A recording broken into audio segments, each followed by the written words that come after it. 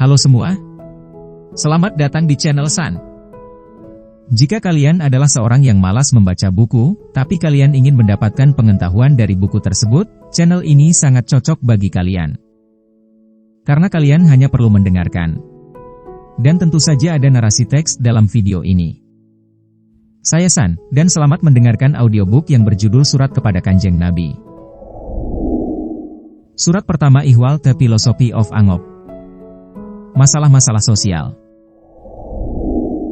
Umat Islam di muka bumi, dari abad ke abad, dari era ke era, serta dari periode ke periode kehidupannya, telah ribuan kali atau bahkan ratusan ribu kali atau entahlah berapa persisnya memperingati kelahiran Nabi Agung Muhammad Shallallahu Alaihi Wasallam, yang mereka junjung tinggi dan mereka dekap intim dalam hati karena kemuliaannya. Setiap masyarakat Muslim, setiap kelompok, serta setiap orang mengagung-agungkannya ratusan ribu kali. Muhammad tidak menjadi lapuk oleh panas hujan segala zaman. Muhammad dipelihara namanya di zaman orang bertani, serta di zaman ultramodern ketika kekuatan alat informasi dan komunikasi dijadikan dewa.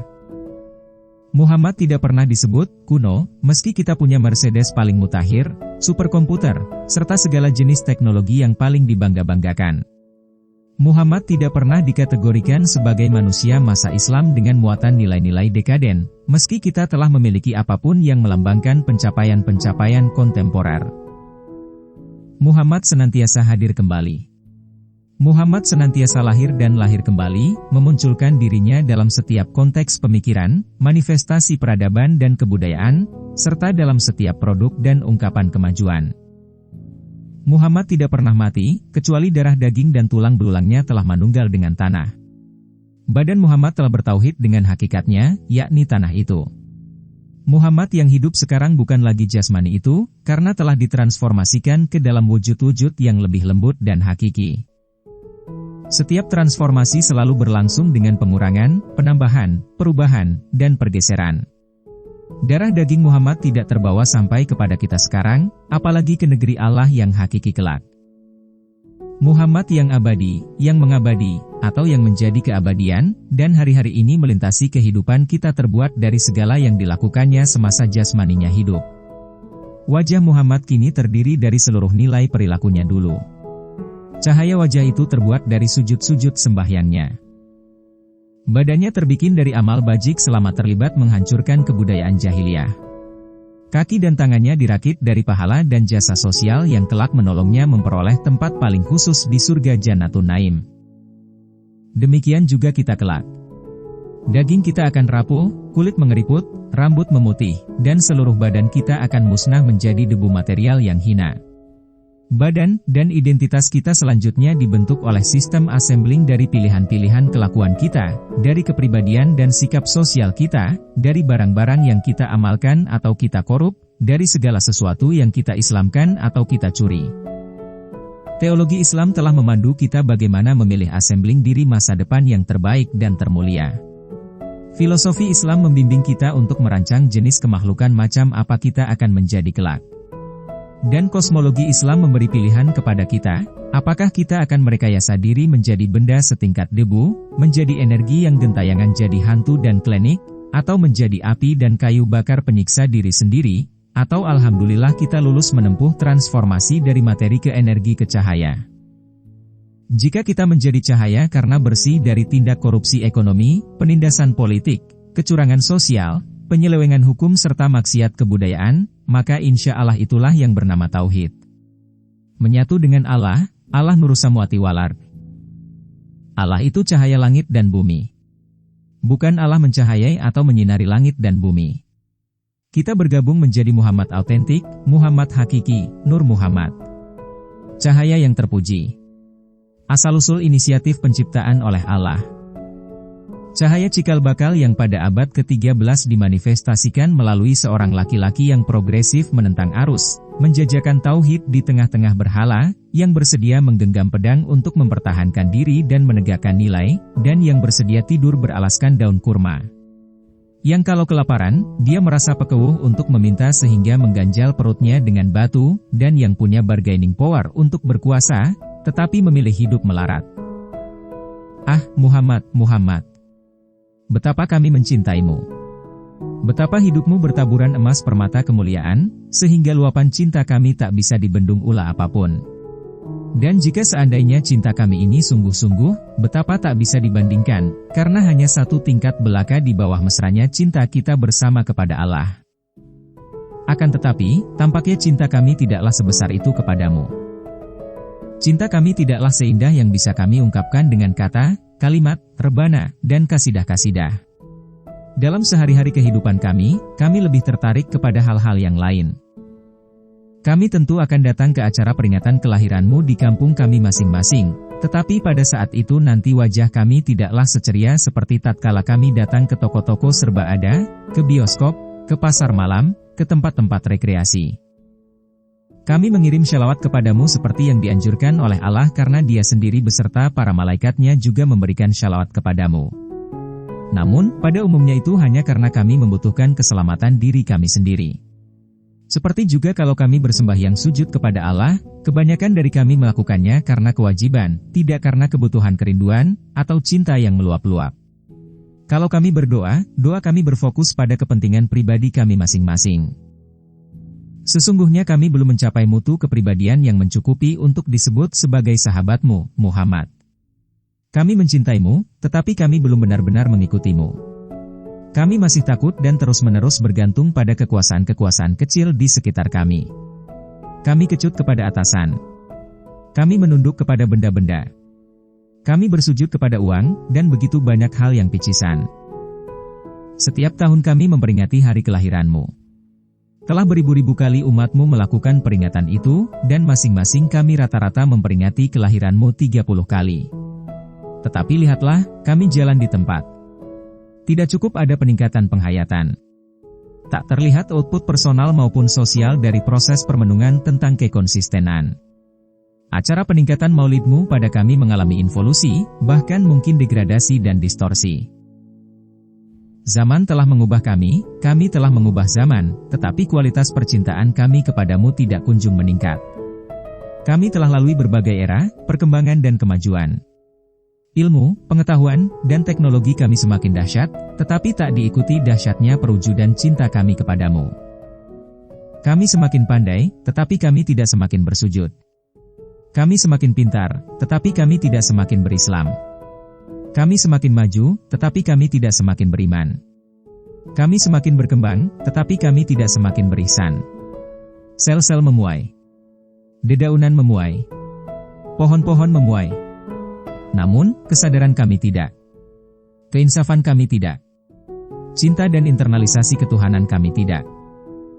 Kami masih primitif dalam hal akhlak substansi utama ajaranmu. Padahal, kami tak usah belajar soal akhlak, karena tidak menjadi naluri manusia, berbeda dengan saudara kami kaum jin yang ilmu tak usah belajar, tetapi akhlak harus belajar. Akhlak kaum jin banyak yang lebih bagus daripada kami. Sebab kami masih bisa menjual iman dengan harga beberapa ribu rupiah. Kami bisa menggadaikan Islam seharga emblem nama dan segumpal kekuasaan. Kami bisa memperdagangkan nilai Tuhan seharga jabatan kecil yang masa berlakunya sangat sementara. Kami bisa memukul saudara kami sendiri, bisa menipu, meliciki, mencurangi, menindas, dan mengisap, hanya untuk beberapa lembar uang. Padahal, kami mengaku sebagai pengikutnya, ya Muhammad. Padahal, engkau adalah pekerja amat keras dibanding kepemalasan kami. Padahal, engkau adalah negarawan agung dibanding ketikusan politik kami. Padahal, engkau adalah ilmuwan ulung dibanding kepandaian semu kami. Padahal, engkau adalah seniman anggun dibanding vulgarnya kebudayaan kami. Padahal, engkau adalah pendekar mumpuni dibanding kepengecutan kami. Padahal, engkau adalah strateg dahsyat dibanding berulang-ulangnya keterjebakan kami oleh sistem Abu Jahal kontemporer. Padahal, engkau adalah mujahid yang tak mengenal putus asa dibanding deretan kekalahan-kekalahan kami. Padahal, engkau adalah pejuang yang sedemikian gagah perkasa terhadap godaan benda emas dibanding kekaguman tolol kami terhadap hal yang sama. Padahal, engkau adalah moralis kelas utama dibanding kemunafikan kami. Padahal, engkau adalah panglima kehidupan yang tak terbandingkan dibanding keprajuritan dan keserdaduan kepribadian kami. Padahal, engkau adalah pembebas kemanusiaan. Padahal, engkau adalah pembimbing kemuliaan. Padahal, engkau adalah pembimbing kemuliaan. Padahal, engkau adalah penyelamat nilai kemanusiaan. Padahal, engkau adalah organisator dan manajer yang penuh keunggulan dibanding tidak tertataan keumatan kami. Padahal, engkau adalah manusia yang sukses menjadi nabi dan nabi yang sukses menjadi manusia, di hadapan kami. Padahal, engkau adalah liberator budak-budak, sementara kami adalah budak-budak yang tak pernah merasa, menyadari, dan tak pernah mengakui, bahwa kami adalah budak-budak. Sementara kami adalah budak-budak dalam sangat banyak konteks yang sesudah berbincang tentang perbudakan, segera mencari kalimat-kalimat, retorika, dan nada yang sedemikian indahnya sehingga bisa membuat kami tidak lagi menyimpulkan bahwa kami adalah budak-budak. Di negeri kami ini, umatmu berjumlah terbanyak dari penduduknya.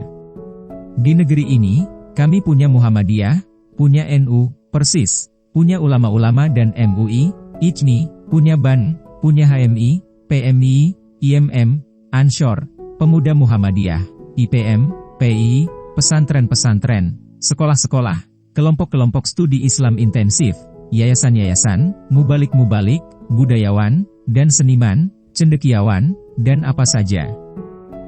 Yang tak kami punya hanyalah kesediaan, keberanian, dan kerelaan yang sungguh-sungguh untuk mengikuti jejakmu. Sakit jiwa sosial. Kalau orang sakit panas, mungkin bisa dicarikan terapi dengan acuan dari Nabi Ibrahim. Kalau stres, berkaca pada Ayub. Soal-soal pencernaan, nempil sedikit ke Muhammad. Atau, banyak komplikasi fisis yang sumbernya dari terpotongnya hubungan antara manusia modern dan manajemen cinta serta kesehatan model Isa dan Daud. Adapun yang paling gampang, tentu saja kalau kita terkena santet atau tenung. Lebih gampang lagi, apabila seorang pasien menginsafi bahwa dia bukanlah pasien, melainkan dokter atau dukun atas dirinya sendiri. Di dalam segala filosofi ilmu ketabiban, kesehatan, dan kesembuhan, dapat kita katakan bahwa pihak pertama adalah Allah, dan pihak kedua si penderita, sedangkan dokter, psikiater, atau mas dukun tak lebih dari pihak ketiga, yang tidak dimiliki oleh hampir semua orang yang pada keadaan tertentu berduyun-duyun mendaftarkan dirinya menjadi pasien yang membuat seorang pelayan disebut dokter, seorang pembantu disebut psikiater, dan seorang buruh disebut dukun.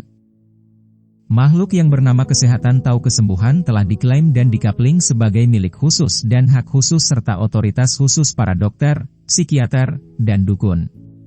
Makhluk itu menjadi komoditi dunia profesional, sementara masyarakat tak punya posisi lain kecuali konsumen dari komoditi itu. Padahal, produsen utama dari kesehatan dan kesembuhan pada hakikatnya adalah orang yang sedang digauli oleh suatu penyakit itu sendiri.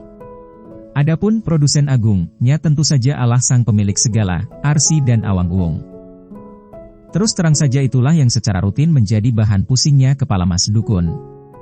Orang memandangnya sebagai juru penyembuh, orang berdatangan untuk pasrah bongkokan sambil melontarkan kalimat penyekutu Tuhan, saya yakin hanya mas dukun yang bisa menyembuhkan saya. Gampang sekali orang menomorsatukan yang nomor dua. Gampang sekali orang menuhankan yang bukan Tuhan. Kalau problem yang dibawa seseorang itu bersifat praktis misalnya, penyakit fisik ala kadarnya atau santet atau semacam kesurupan mas dukun bisa tanpa banyak cincong menanganinya. Tetapi, kalau yang disodorkan kepadanya adalah efek dari penyakit-penyakit sosial, disinformasi tentang pemahaman-pemahaman hidup, atau mungkin salah kuda-kuda mental, intelektual atau spiritual, maka mas dukun harus mereformasikan berbagai mismanajemen tatanan nilai dalam dunia kesadaran dan kebawahsadaran orang tersebut. Penyakit-penyakit semacam ini bukan main kompleks, luas, dan ruwetnya. Terkadang ada orang yang memang tak sanggup lagi untuk memahami apa yang ditanggungnya. Lebih-lebih lagi merumuskan keruwetan-keruwetannya. Kebiasaan yang tinggal hanyalah menatap semacam kegelapan. Dan kegelapan itu adalah dirinya sendiri, dirinya gelap, sementara meripat pandangannya juga buta sedemikian rupa. Tetapi kadangkala tidak sedikit anak-anak muda mendatangi mas dukun untuk menyodorkan sesuatu yang sesungguhnya sama sekali bukan problem. Dia berkata tentang buntu, kosong, bingung, depreset, tetapi setelah digali bersama apa gerangan itu semua, ternyatalah bahwa faktor-faktor itu sebenarnya tidak cukup potensial untuk menindas mental mereka apabila saja terlatih untuk mendayagunakan akal sehat dan pengetahuan tentang pokok-pokok nilai kehidupan. Seorang anak muda gagah ganteng, datang untuk mengungkapkan kebingungannya dan menangis, serta merasa buntu dan tak berarti, hanya karena dulu orang tuanya kaya sekarang melarat, sehingga dia tak bisa kuliah. Itu bukan problem. Itu keringkihan. Orang-orang kalah. Tak ada orang menang, melainkan hanya orang kalah yang mendatangi Mas Dukun. Orang kalah. Orang yang dikalahkan. Oleh siapa? Oleh orang lain. Oleh kehidupan, yang tikaman pisaunya amat menyakitkan. Oleh kekuasaan, yang datang dari luar dirinya. Oleh bermacam-macam kekuasaan, kegagalan mencapai cita-cita, kengerian terhadap ketidakmenentuan hari depan, istri yang menyeleweng, suami yang kejam, orang tua yang memperalatnya, raksasa bisu yang menggusur tanahnya, sistem-sistem dalam putaran sejarah yang membuatnya tidak saja gagal memperoleh kelayakan hidup, tetapi bahkan menenggelamkannya ke garis minus kehidupan. Garis minus kehidupan itu bisa berupa kefakiran ekonomi, hilangnya pilihan-pilihan untuk melangkah, atau ketertekanan psikologis yang membuat seseorang tak lagi menggenggam dirinya sendiri dalam kekuasaannya. Orang-orang kalah terkatung-katung tidak saja dalam ketiadaan harapan, tetapi bahkan dalam kepungan ancaman-ancaman. Mas Dukun sering bertanya, "Kenapa engkau lari kepadaku? Apakah engkau berpikir aku memiliki sesuatu untuk sanggup membebaskanmu dari kurungan itu?" Sebagian orang kalah menjawab, "Kami tidak mencari pahlawan, Mas Dukun, melainkan sekadar haus terhadap sahabat. Kami tidak menuntut agar dipindahkan dari kekalahan ke kemenangan, tetapi setidaknya kami mempunyai sahabat di dalam kekalahan." Mas Dukun lama-lama menjadi tahu, ada banyak keranjang sampah bagi manusia sampah yang dikalahkan, tetapi tidak cukup. Ada ahli kejiwaan untuk yang memerlukannya. Ada kiai-kiai saleh dan bijak. Ada organisasi bantuan hukum. Tetapi, mereka sesungguhnya bukanlah pihak yang paling nomor satu mengemban kewajiban untuk menampung mereka. Di file kategori mana engkau menyimpan kenyataan di mana ribuan penduduk yang beragama Islam, yang tanah dusunnya dibeli secara paksa dengan harga yang tak memadai, ditolong dan ditemani tidak oleh seorang kiai atau ulama atau lembaga Islam manapun, melainkan oleh seorang romo? Bahkan, romo ini pula yang mengantarkan mereka keliling mencari mubalik bagi acara keislaman mereka. Jumlah orang-orang kalah semakin membengkak saja dari hari ke hari. Dan jumlah itu semakin tak terkirakan lagi tatkala kita mengetahui bahwa orang-orang yang mengalahkan pun, bahwa orang-orang yang memperoleh kemenangan atas orang lain pun, sesungguhnya adalah juga orang-orang kalah. Mas Dukun sering berkata kepada sahabat-sahabatnya itu, Tuhan tidak pernah memintamu untuk menang melawan orang lain. Yang diminta olehnya adalah kemenangan melawan diri sendiri. Mas Dukun berusaha melawan kenyataan filosofi populer yang berlaku di mana-mana. Dunia membuka lapangan kompetisi agar seseorang mengalahkan lainnya. Dengan kata lain, agar seseorang menjadi pemenang, sementara lainnya menjadi orang kalah. Betapa tidak membahagiakan dunia semacam itu. Betapa setiap keindahan dalam kemenangan semacam itu sesungguhnya palsu. Kemenangan dan keindahankah yang didapatkan ulah seorang kades yang berhasil tidak memperhatikan kesejahteraan penduduknya, bahkan menguras kekayaan penduduk itu untuk perutnya sendiri? Mas Dukun berkata, halal untuk kalah melawan raksasa, tapi haram menyerah kepada nafsu untuk tak mempertahankan kebenaran. Untung Tuhan tak pernah bingung.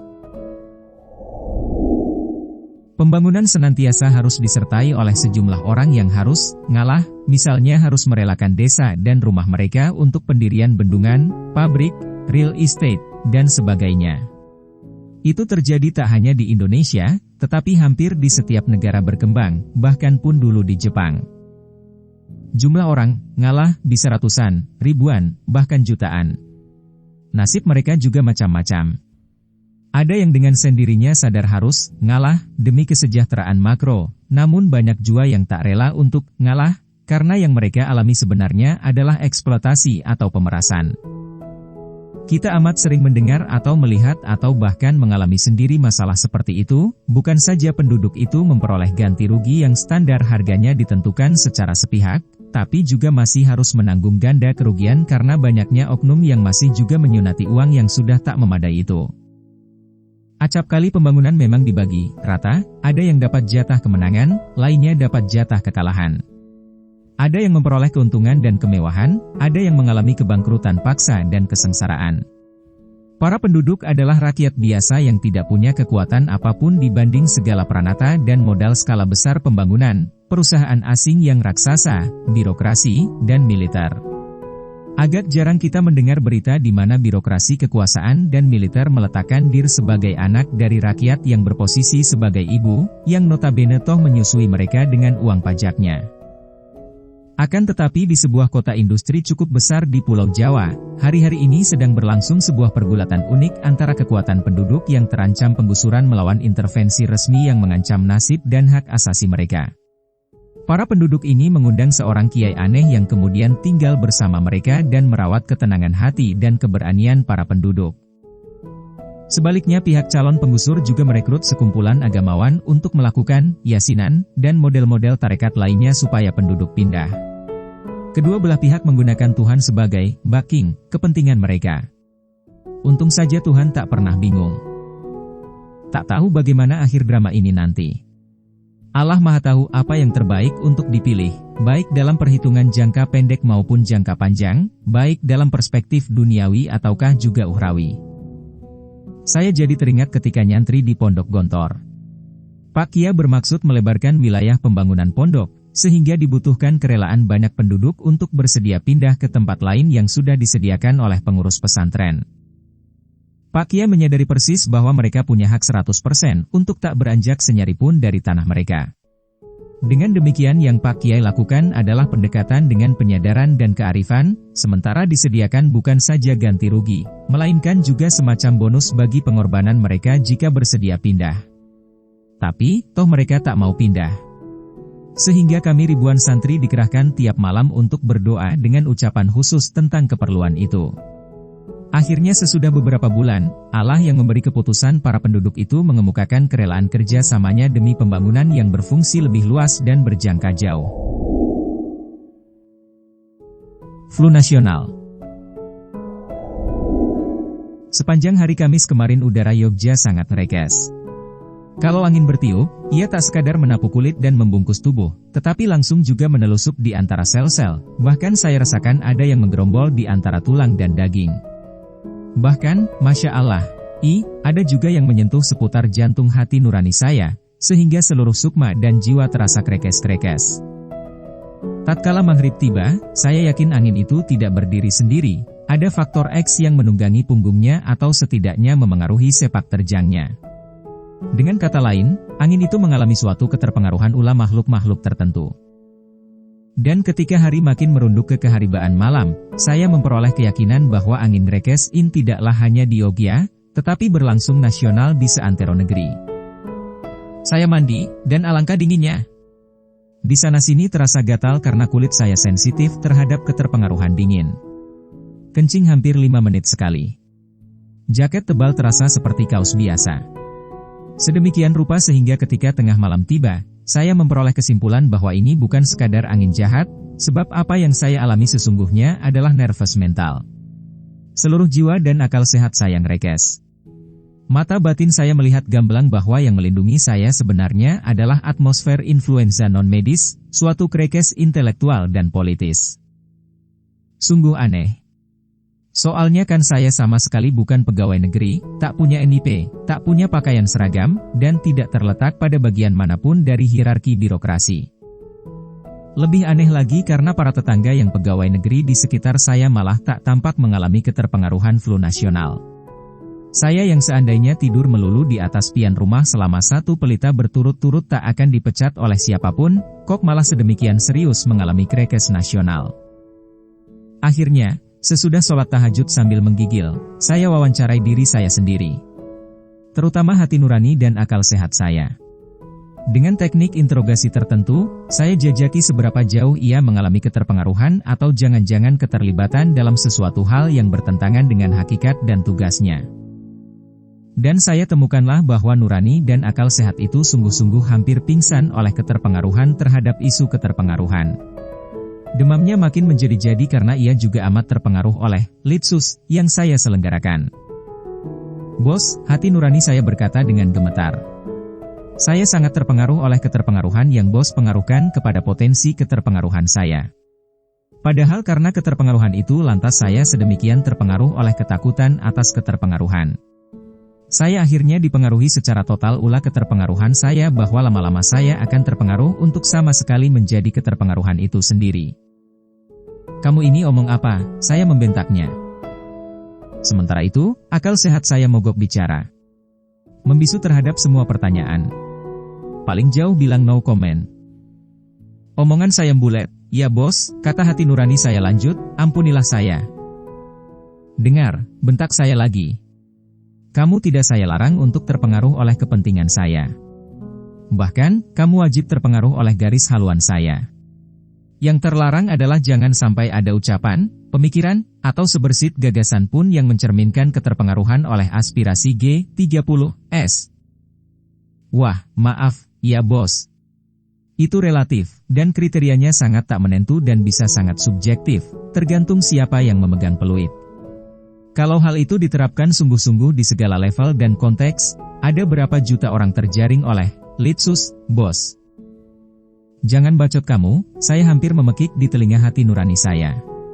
Kalau sekali lagi kamu omong seenaknya, kamu akan saya pecat, kamu akan telantar seperti jutaan saudara-saudaramu. Ucaplah hati nurani saya. Tetapi, mendadak terdengar suara tertawa akal sehat saya yang sejak tadi bungkam. Tapi saya tidak dimutasikan, bos, ujarnya.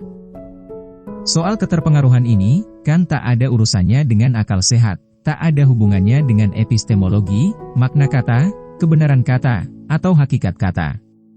Ini kan masalah politik. Akal sehat dilarang ikut campur, sebab sudah ada aparatnya sendiri.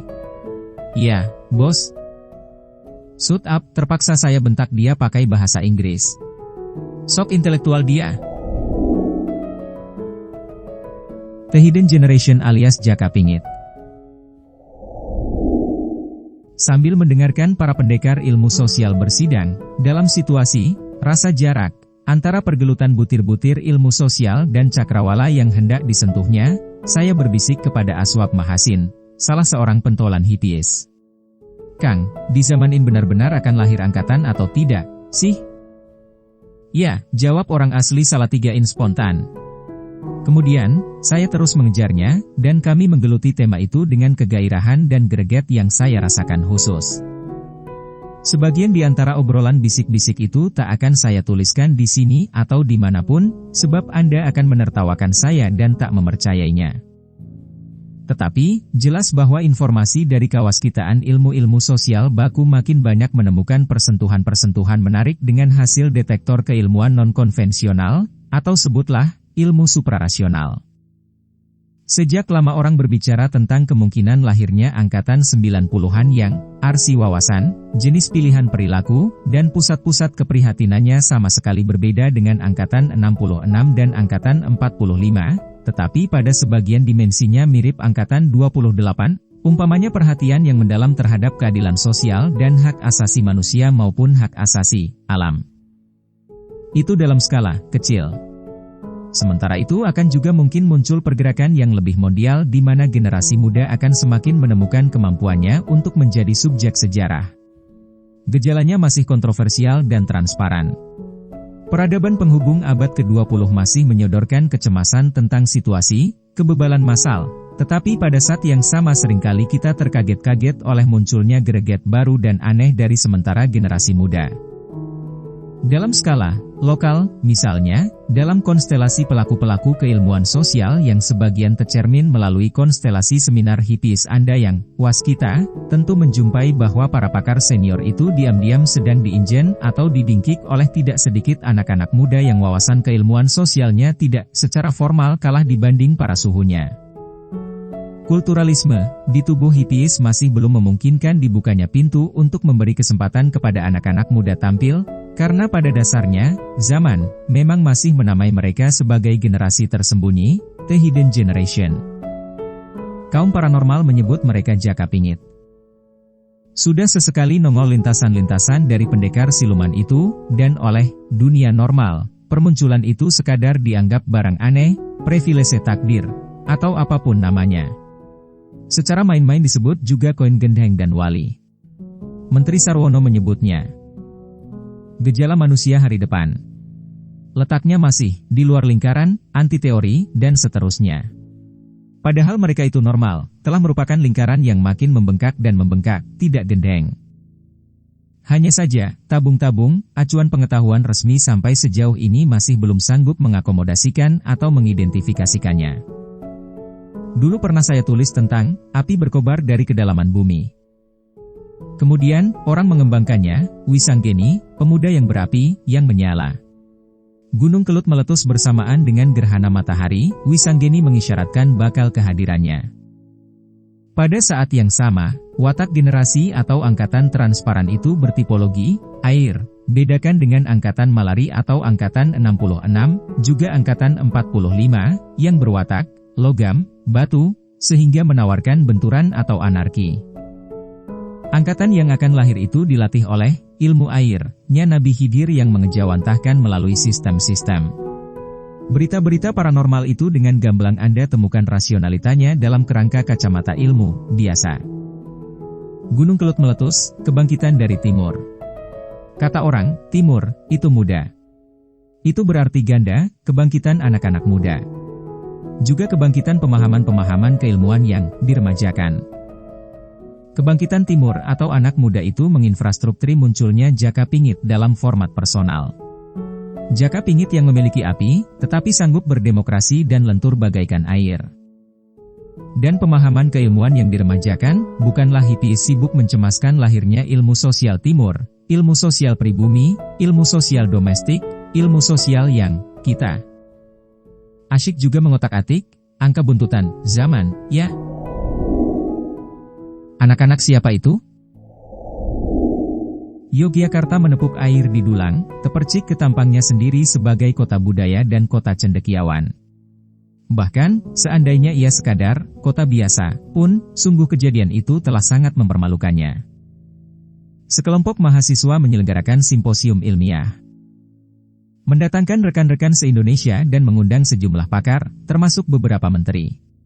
Ketika sesudah hari kedua terdengar separuh peserta walkout gara-gara dua menteri hanya diwakili, di sana-sini orang bergumam, punya keberanian juga rupanya mahasiswa sekarang. Mereka selalu menginvestasikan progresivitas dan rasa melawan, meskipun belum jelas apakah tindakan itu terkait dengan soal militansi, terobosan kultural atau semacam bentuk ketegaran untuk bersikap demokratis dan egaliter.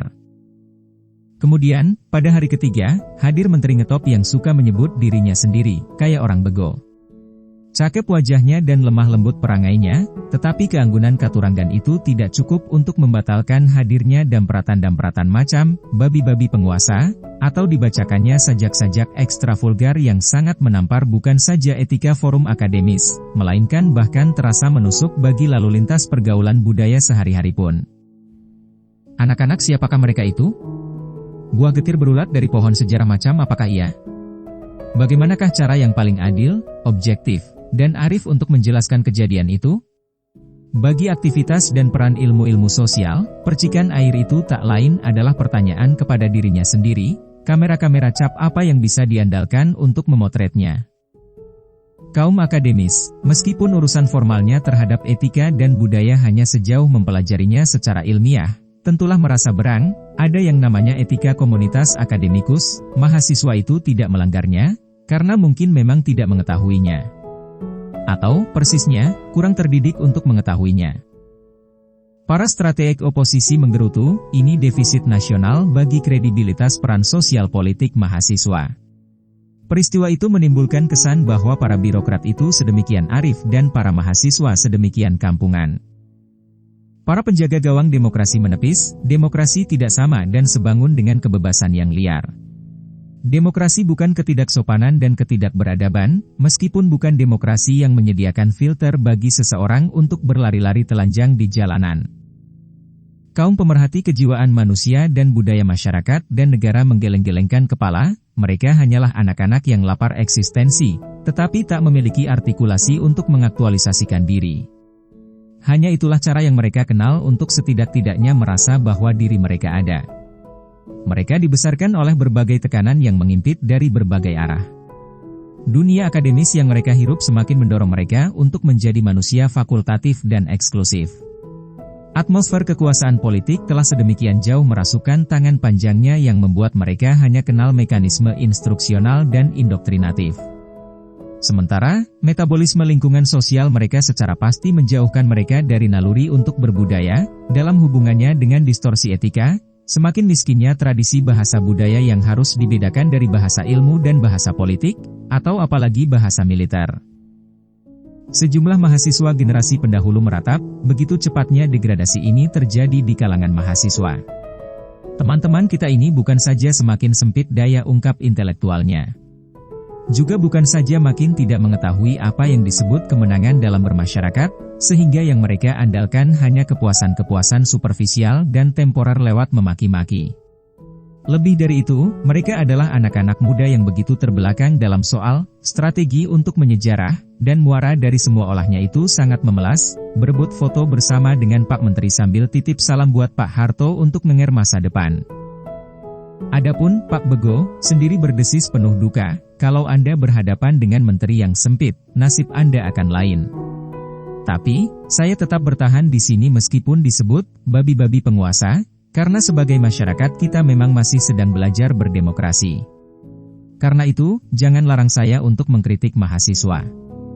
Dan saya menyampaikan kritik itu secara proporsional dan memperhatikan etika, meskipun yang saya peroleh dari Anda adalah lontaran yang tidak berkeadaban. Untunglah, saya tahu persis bahwa apa yang terjadi adalah nila setitik merusak susu sebelanga. Bahasa birokrasinya, itu ulah oknum. Artinya, itu sama sekali bukan gambaran umum dari generasi mahasiswa hari ini. Pak Rektor UGM dan Yogyakarta menanggung malu besar, tetapi beliau juga tahu persis bahwa anak-anaknya yang cerdas dan progresif itu sekadar kecolongan. Secara sejarah, nila setitik memang merusak susu sebelanga. Tetapi, dalam objektivitas ilmu, nila setitik adalah nila setitik, dan susu sebelanga adalah susu sebelanga. Anak-anak ketidakpastian. Di tengah kesibukan-kesibukan workshop penumbuhan dan pembinaan kemampuan kreativitas seni di kalangan kaum muda muslimin dan muslimah yang amat menguras tenaga dan terkadang memancing rasa putus asa, karena dalam soal ini umat Islam sangat kurang memiliki infrastruktur, seorang kawan mengeluh. Di Jakarta sekarang ini, katanya, makin berkembang gerakan teologi Islam tertentu yang memfatwakan bahwa kesenian, terutama musik dan seni rupa, itu haram hukumnya. Sekarang ini, saya kaget.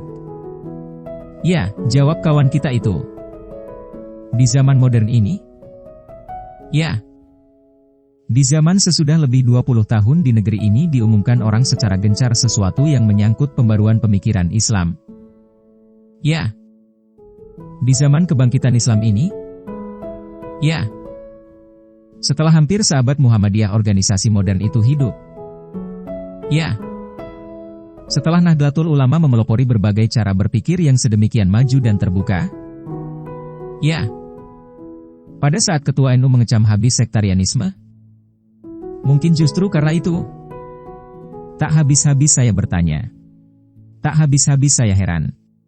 Terlebih-lebih karena gerakan suprakonservatif itu justru laku keras di kalangan mahasiswa sebuah universitas sangat terkemuka, bahkan bisa disebut universitas nomor 1 di Jakarta dan di Indonesia. Ribuan pengikutnya, sambung kawan itu lebih lanjut. Ribuan pengikutnya. Dan makin lama makin membengkak. Bahkan, merambah ke seantero metropolitan sebab mereka menguasai jaringan di sekolah-sekolah menengah. Jadi, itu yang berlangsung di kota pelopor modernisasi? Itu yang terjadi di tengah-tengah, Eros Jarot, umpamanya, sibuk mencari anak-anak muda Islam yang berminat belajar seni ekspresi audiovisual karena bidang itu memiliki posisi strategis dalam persaingan syiar kebudayaan di mana Islam tidak harus terjun berperang? Ya. Jadi, itu yang berlangsung ketika kita semua mulai menyepakati betapa pentingnya untuk tak menyerah menjadi objek dari produk-produk seni budaya non-Islami, dan mengupayakan kemampuan untuk menjadi subjek rekayasa kebudayaan? Ya. Jadi, seni itu haram? Ya. Melukis itu haram? Ya. Memetik gitar itu haram? Ya. Meniup seruling itu haram? Ya. Menabuh beduk itu haram? Ya. Apa tidak tergantung memetik gitar untuk apa? Apa tidak tergantung meniup seruling itu membawa diri dan pendengarnya tergetar rasa keilahiannya atau tidak? Apa tidak tergantung menabuh beduk itu untuk konstruksi kultural ataukah destruksi sosial? Tanyakan kepada mereka. Jadi, bisa sedemikian sempitnya akal budi umat Islam menjelang abad ke-21 ini? Ya. Kenapa bisa terjadi?